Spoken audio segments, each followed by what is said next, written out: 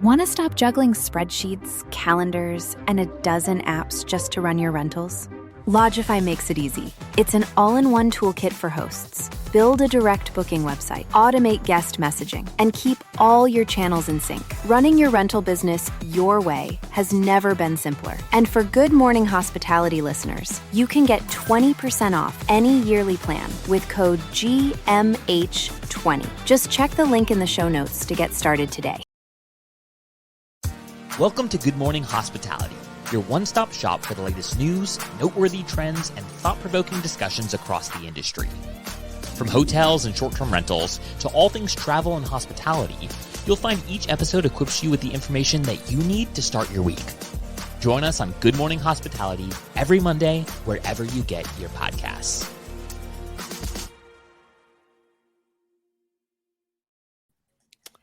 Good morning. Good morning. Happy Monday.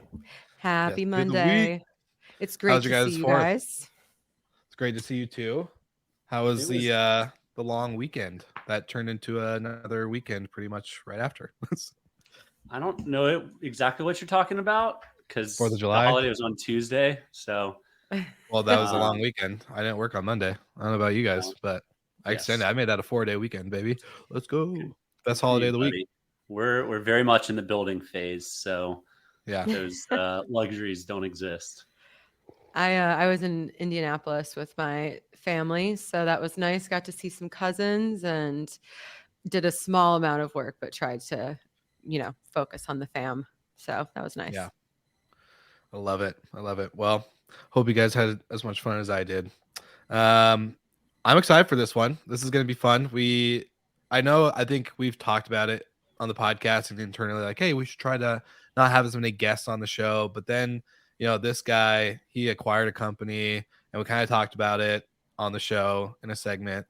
And then, just kind of happened to say like, hey, let's just get him on the podcast and do it. So I'm excited to have Jesse DePinto, CEO and founder of Frontdesk, on the show. But before we jump in, anything exciting on kind of like the radar for you guys in any shape or form? It could be news, it could be company related, before we jump into the interview and kind of going into the discussion.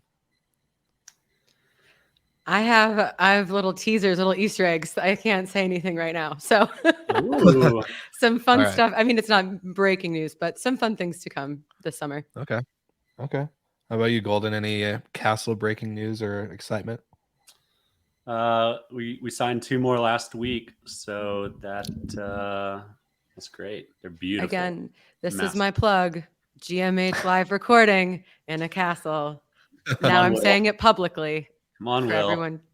Hey, I don't have the budget, so if Delta Airlines, any airline wants to sponsor this episode to fly us out to a castle, that would be great. Yeah. Then we could, afford that, or maybe any other sponsor listening right now. Yeah, maybe Frontdesk. I don't know. Maybe we get Jesse. Yeah.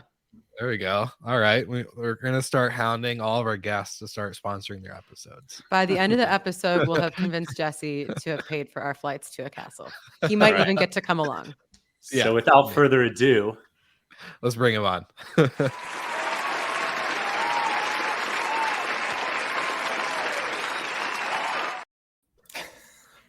Jesse, man, welcome to the podcast. Welcome, buddy. This is the first and last time I crashed this party. You guys are going to hit me up for airline tickets. No, Listen, it's great to be happens. here. Good to see you guys. Thanks for joining us all the way from Milwaukee. Man, this is excitement. Or not excitement. This is exciting for me. Obviously, my coffee hasn't kicked in. I can't even talk right now.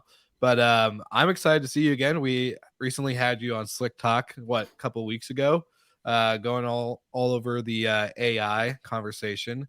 But now here we are to talk about, consolidation and the way the industry is shifting. And you guys have had a recent acquisition. I think the company was called Zencity, correct? That's right. Out in Chicago. Nice. Awesome. And so we would love to know maybe a little bit behind the scenes of what you could share with that. Also, for any listeners maybe that haven't heard of Frontdesk or the amazing Jesse DePinto, can you give us like a 30-second overview just to kind of introduce us to best beard in the biz? This guy.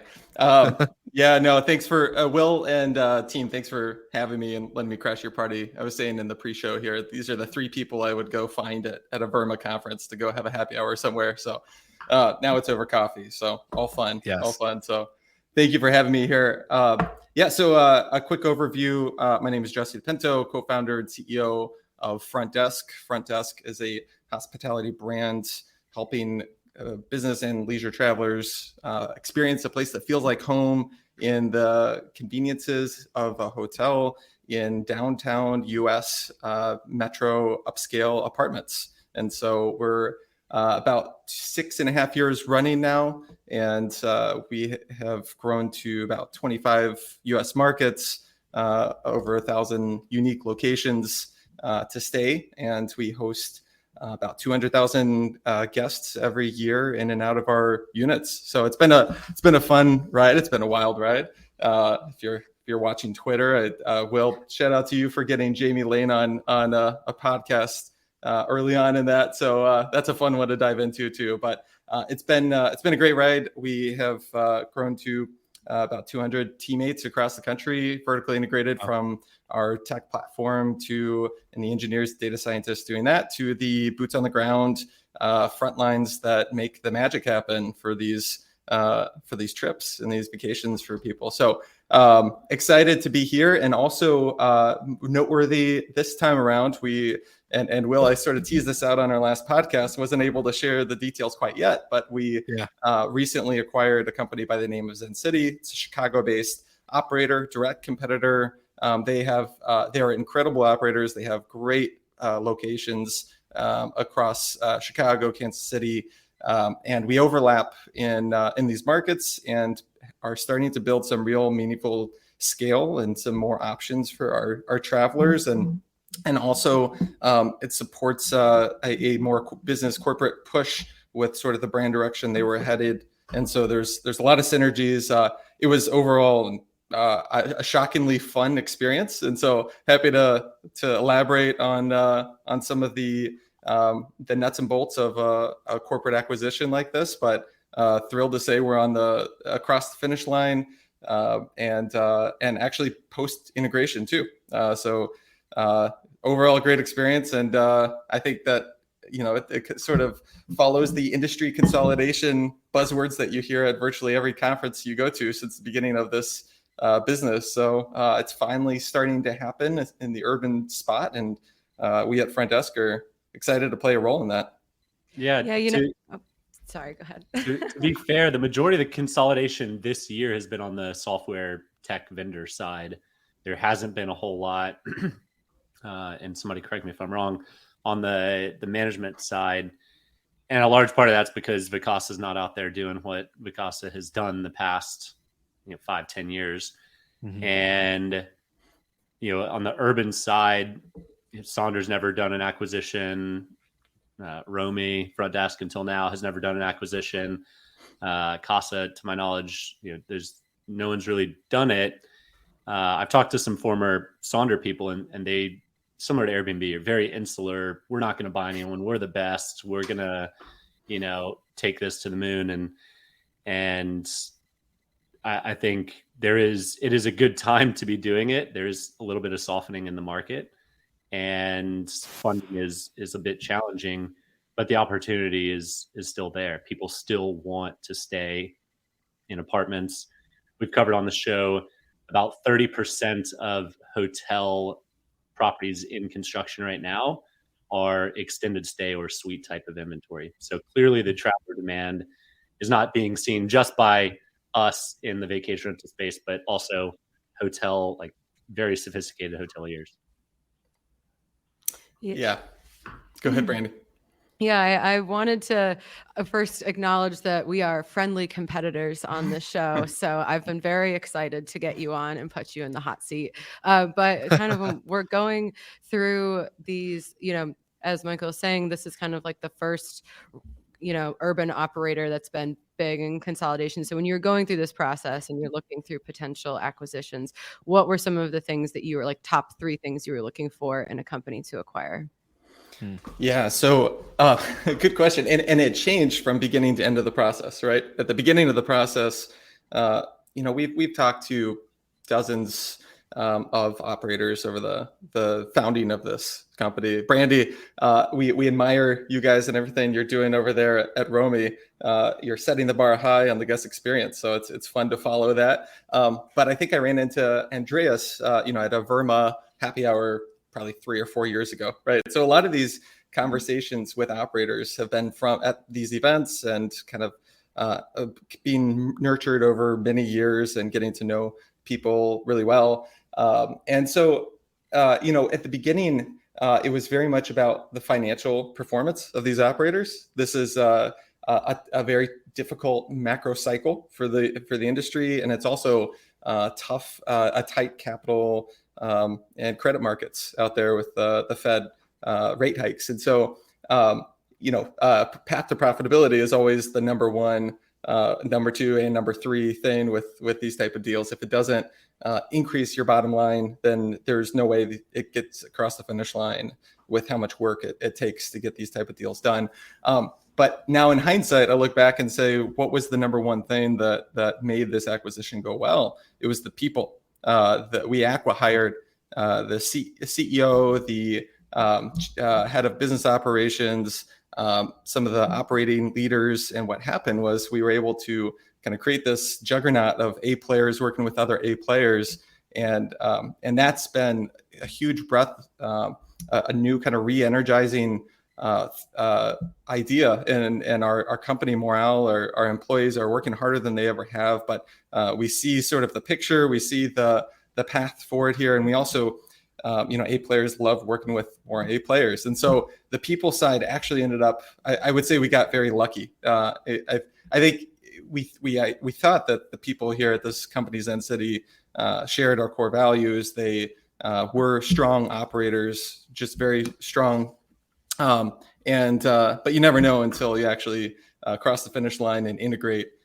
They actually over-delivered on their promises, and that's always a happy thing to see. So, for some of the future go-arounds here, it's going to be people first, the bottom line second. And, the other things that are intangible, obviously, how they treat their guests, their hospitality brands, their reputation among property owners, those things are very valuable. So, when you have some of the big competitors, the Vacasas and Saunders talking about brands, half of it is, how many guests are booking direct, but the other half is, how do your property owners feel if we were to poll half of them, or how do your guests feel if we were to poll half of them, because their brand is now our brand, and that's a big thing. So, because it hasn't been done before on the urban side, what's the ideal structure, or is there an ideal structure on acquisition? It sounded like you wanted to keep this team. That might not always be the case. Cash is king, but there's also a bigger vision. If you can roll enough in, then there's, IPO potential. What's the ideal structure if there is one? Yeah, I don't know if there is one. Every deal is different. Every situation is very unique. But what I can say that's pretty common in this type of consolidation play, as well as other industries, is looking at all the wheels being recreated. Right, we're all recreating the wheel. We're all coming up with our own brand, our own newsletters, our own kind of SOPs. Brandy, if we compared our wiki versus your wiki, they would probably look shockingly similar. Yep. Yeah, it took twice the time as building one of them.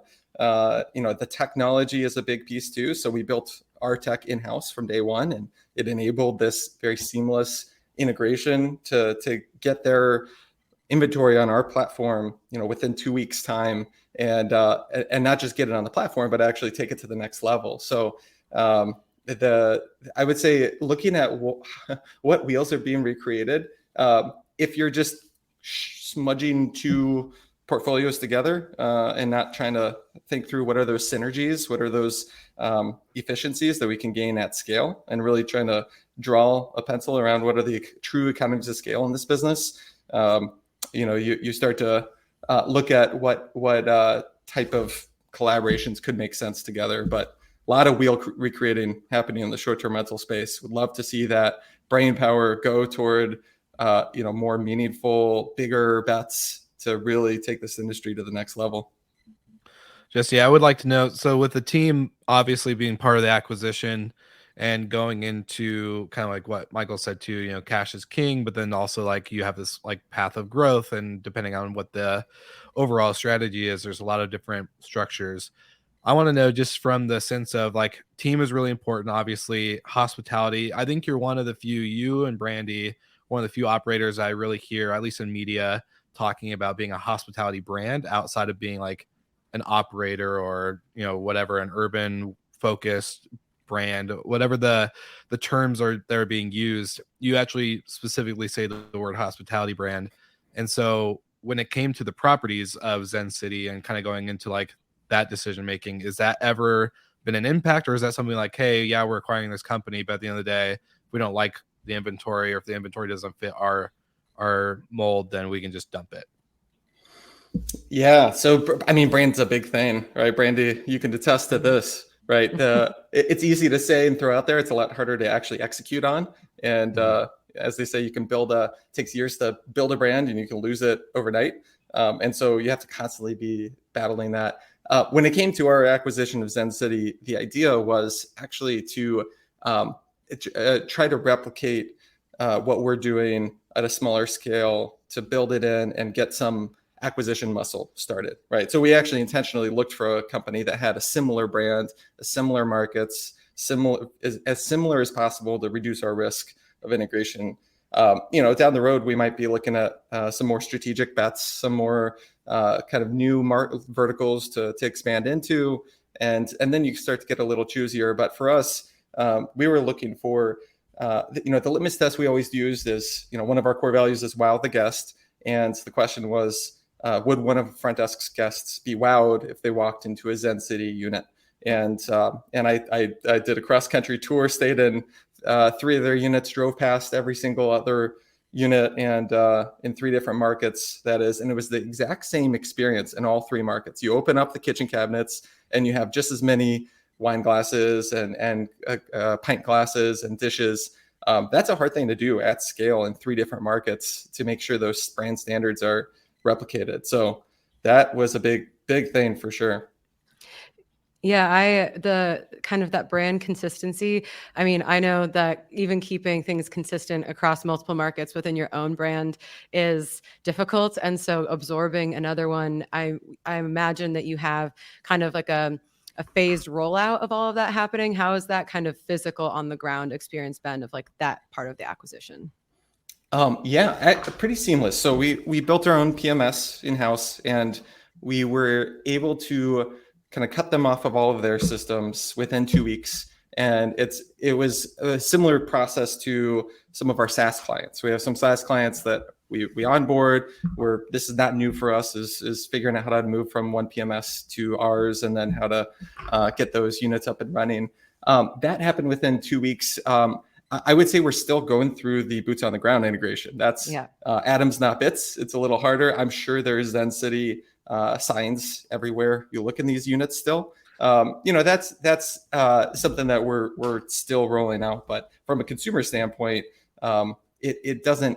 It's a little confusing, and so it's not ideal. But we're still getting the rating scores. The housekeeping teams was an interesting one. We had to consolidate these 2 different housekeeping teams. So you have housekeepers A, B, and C, and the housekeepers D, E, F, and then you tell them, hey, there was this acquisition, and you're all working together now. And in many ways, it actually ended up being a positive experience, because a lot of these housekeepers, especially the top housekeepers, they want more jobs, they want more cleans, and so it ended up, again, just another synergy, a way for us to make this a positive. It really was truly sort of a win-win-win across the board to most of our stakeholders. You can't always please everybody, but everybody from our guests to our partners, our employees, and our shareholders, it was a big win all around. So definitely something we're going to look to continue doing. Well, I have to say, a 2-week migration of any kind, I can't even begin to express my jealousy. That's a little bit of PTSD on my part. But then I totally get it from like the boots on the ground perspective where, we did a name change, which is kind of, similar to what you're doing. You're having to replace everything. Mhm. And that's when you realize like how many stickers you have with your logo on it. And, like how many signs you actually have. And I'll just encounter things that have been branded and be like, okay, got to do that. But when I was kind of panicking about it, like, and wanting it all to happen quickly, Andreas once told me that it took like 4 or 5 years for whenever I think United bought an airline or something like that. It took them 5 years to replace all the physical stuff. So I was like, okay, I Of have. course, Andreas would know like how long it took an airlines. I know. Well, I think he might have looked that up because I was panicking. So he was trying to give me some reassurance. So I'll give that nugget to you that like, I think obviously our brand is important and you want the guest to see it, but I think that the guest doesn't necessarily see it like the tiny details as much. So if that, gives your team a little bit of breathing room, you have some time, I think.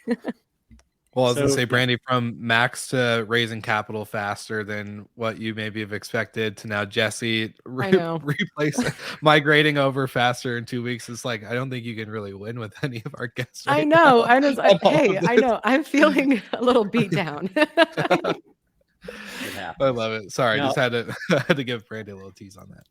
Jesse, you're not being shy about wanting to continue these acquisitions.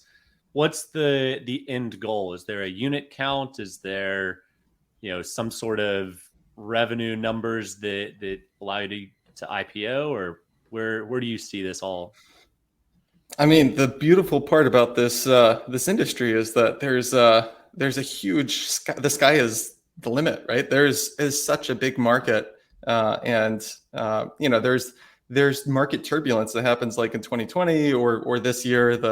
All those viral tweets. Yes, RevPAR is down. It's not down as much as people want you to think, but it is down. It's not the prime peak that it was the past 2 years.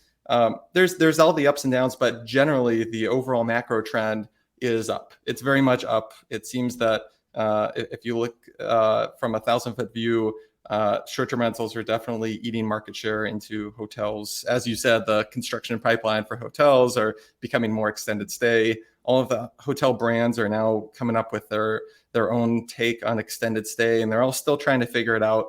The macro trends are very good and the market is very large. And this is why it's fun to talk to friendly competitors like this, because it's not a winner take all market. It's a huge sea out there with lots of fish. And for us, the goal is, I don't know, I have an incessant desire for growth, right? So it's a fun market from that standpoint where we've only scratched the surface. We're tier 2, tier 3, and some tier 1 US markets. We haven't even touched global. We haven't even touched, suburban. And so for us, the direction is just be a politician, Jesse. Way to not answer the question. Yeah. Very good non-answer. So do you have unit count goals or an IPO desire? Those are all means to an end. What we're really trying to do is make memorable experiences, make a great place to work, and make some very happy people that want to build something great. So yeah, that was a really phenomenal political answer. Jesse for president 2024. Let's go. Someone's been taking some PR training. So shifting into technology, there's, in terms of operators out there, there's few that I kind of that are synonymous with tech forward and actually understand tech. You knew the noiseware technology way better than I ever did. So I think share a little bit on your tech stack, where that's going, what you want the end to be there, and maybe it's less political and more technical. All right. Well, I'll get nerdy and take my politician hat off here for a second. So I love debating this one, the buy versus build topic when it comes to property PMSs and tech stacks in the short-term rental space. There's great PMSs out there. There's Guesty, there's Track, there's Hostfully. All those tools are, they've come a long way, I'll say, in the past 6 years. So when we first made this decision to buy versus build, this was 6 years ago, 7 years ago, when Booking Sync and some of these other platforms dominated the market, and none of them made the cut. And it was so new, so nascent, so buggy that we said, okay, screw it, we're just going to do it ourselves. That's sort of how it started. Once we got a taste of it, we built our own pricing algorithm about 5 years ago. And once you get the taste of building your own tech, if you do it well, and this is sort of a strength of yours, and we learned early on, I'm a former engineer. I'm a AI nerd, as you could see from me going to Will's podcast just to talk about AI. These are fun topics for me. I came from a background of previous to Frontdesk. I was building out hotel automation technology platforms within hotels. We were doing keyless entry and Wi-Fi thermostat, the energy saving thermostats, sort of Nest at an enterprise scale. And that was one of the inspirations of me getting into short-term rentals. It seemed like a really ripe opportunity where tech actually provides an advantage rather than just being something that is fun to say and put in investor pitch decks. And so always have appreciated the short-term rental industry for how tech forward it is. I mean, generally speaking. And so we made the decision to build our own tech in-house, and our vision for that is purely to provide a better experience, right? We want to make sure we're controlling that end-to-end experience for our guests and for our property owners. And so to really do that well, or at least our strengths, we're providing that platform. Now flash forward 5 years later, we took that pricing algorithm, we turned it into a full-blown property management system that's tied to it. We have a guest portal and a keyless entry system, mobile app, and now you start to think about how AI can impact the tech stacks at a short-term rental business. I think there's huge potential to actually increase margins in this business over time, to really scale units faster than you're scaling headcount. And so that's a really exciting opportunity that even us as kind of nerds coming into this industry 7 years ago never would have predicted that technology would have made its way to the tool stack this year. I think ChatGPT surprised a lot of analysts. I don't think the entire world thought AI was at the point it was now, until the beginning of the year. So it all leads me to say we've come to really appreciate having control of that tech stack, of that experience. But I will acknowledge there's a lot of really great tech out there. And if you were to start a business, if we were to start Frontdesk today with the tech that exists in the industry today, would it be the same? That's the same strategy? Maybe not. And so sort of a function of the time we were there. However, today it provides a really useful tool for scale. It supports these acquisitions. It provides really meaningful ways for us to build synergies and economies of scale in the industry and increase the overall guest experience. So we're fans of the tech, but let's hear the other side of this. Yeah, I have to say, I advise every single person that ever asks my opinion on this to not build their own tech. And if your focus and your history is in building that kind of thing, then yes. But if you're an operator that is just like, oh, is that what I should be doing to get, some, money and some funding? My answer is always no. And I think from your from your story, it's a little bit different because you have that experience with that kind of technology and building it, and you have that experience. I think that there are some people that get a little sidetracked by that. And so, that's throughout the last couple of years, you've had to dedicate some of your brain space to both sides of that. And I think that for some people might be really difficult to manage and I think the tech shiny object can be a shiny object that distracts you. And there was an operator a couple of years ago that went out of business, and they spent $2 million on an app that never went live. And we bought it for $40,000 and haven't really done much with it because we were like, well, let's see if we can do something fun with it. But that was just $2 million that was just flushed down the toilet. And so I really caution operators, if you are getting bigger and you really want to focus on operations, it's go get yourself a really established PMS Track that has kind of everything you need involved. It might not be exactly the tiny details that you want, but it's a really robust system. And if you're large enough, maybe you can influence the product map. So that's always my operators, just not getting distracted when our margins are so thin. And if you want to bring on those teams, those are like really high paid engineers, or you're spending a lot of money on a third party consultant or something like that. So really making sure that if you have the desire to build your own tech, that you are very, very clear about what that looks like and what the end goal is, and that you have the financial bandwidth to actually do it. And Jesse mentioned something that I agree completely with. Like 5 years ago, tech in the industry was early, right? But now you do have consolidation and both vertical and horizontal integrations of different systems. So TravelNet, with Track and then buying Rented, these types of things that more and more value can be driven through the PMSs than you might be able to just build yourself. So technology has come a long way. I think it's only it'll be exponentially better this time next year as more and more acquisitions happen with, the big two or the big three. And then really building your own at this point doesn't make sense. Now, having already built it, that is a huge advantage in-house because it keeps long-term tech costs lower.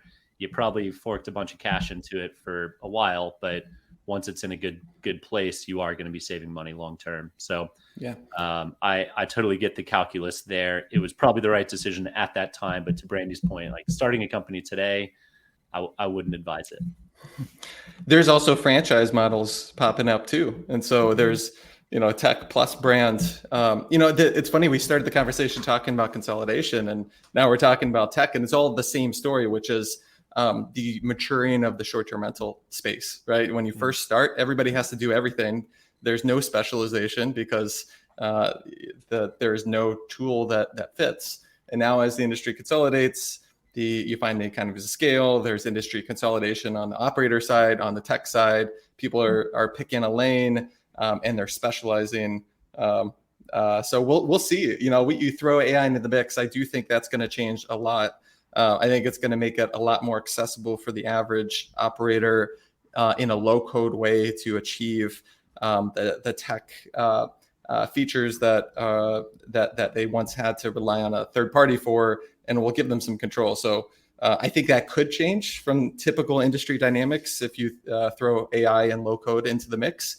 There's a I think it's called low code STR. There's a guy I met at at IMN that is helping kind of operators achieve these low code workflows. It's amazing what you can do these days that you couldn't do 5 years ago, even if you do decide to build it yourself. So yeah, it's going to be fun to watch how this all evolves. Well, Jesse, speaking of tech consolidation, and especially with the acquisition of Zencity and now trying to like replace everything in house that's like not Frontdesk branded, you okay if we do a quick segment brought to you by Sojo? Just really quick. Let's do it. Just a brief one. All right, the segment's called What's in the Box. Are you ready? So, what's in the box? Do you know what's in this box right now, Jesse?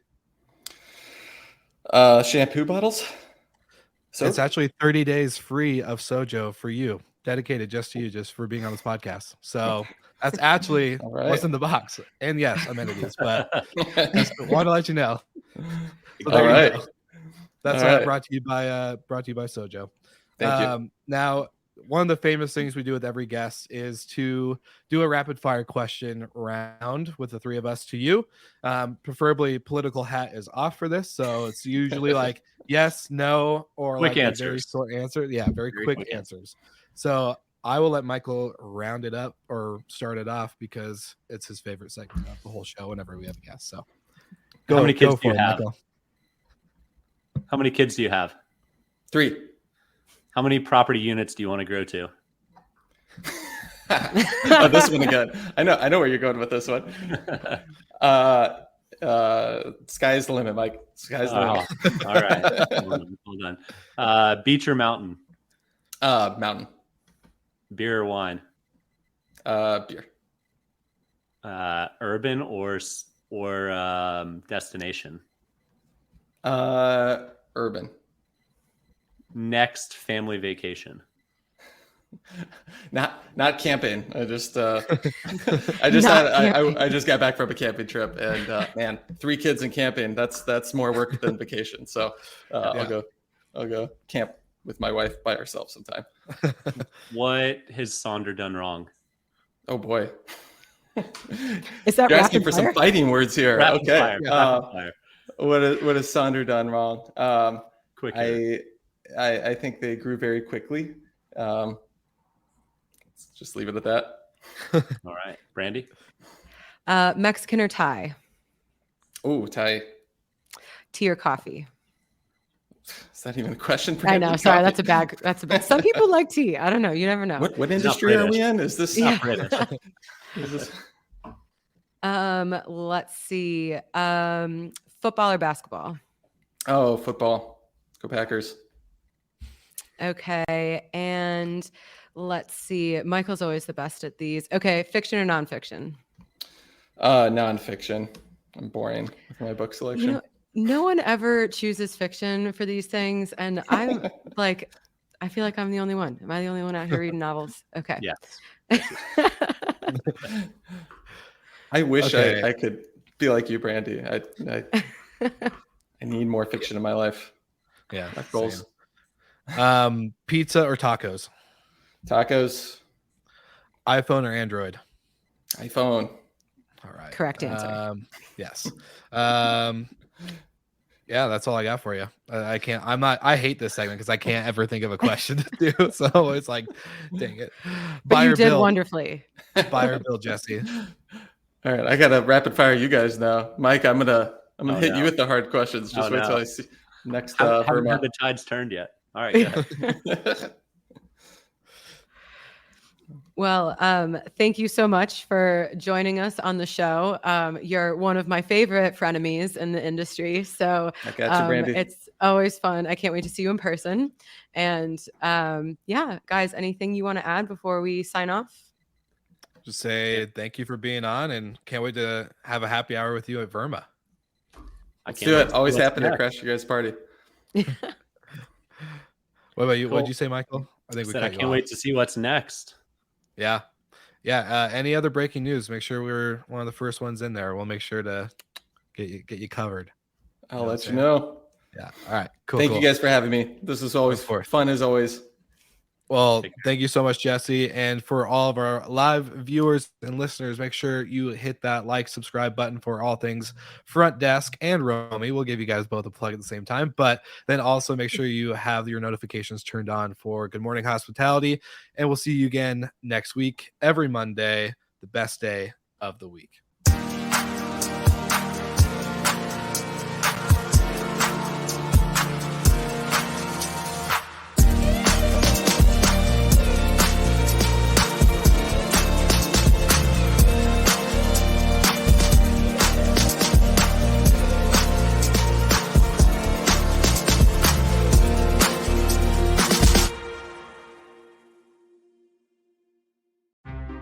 Want to stop juggling spreadsheets, calendars, and a dozen apps just to run your rentals?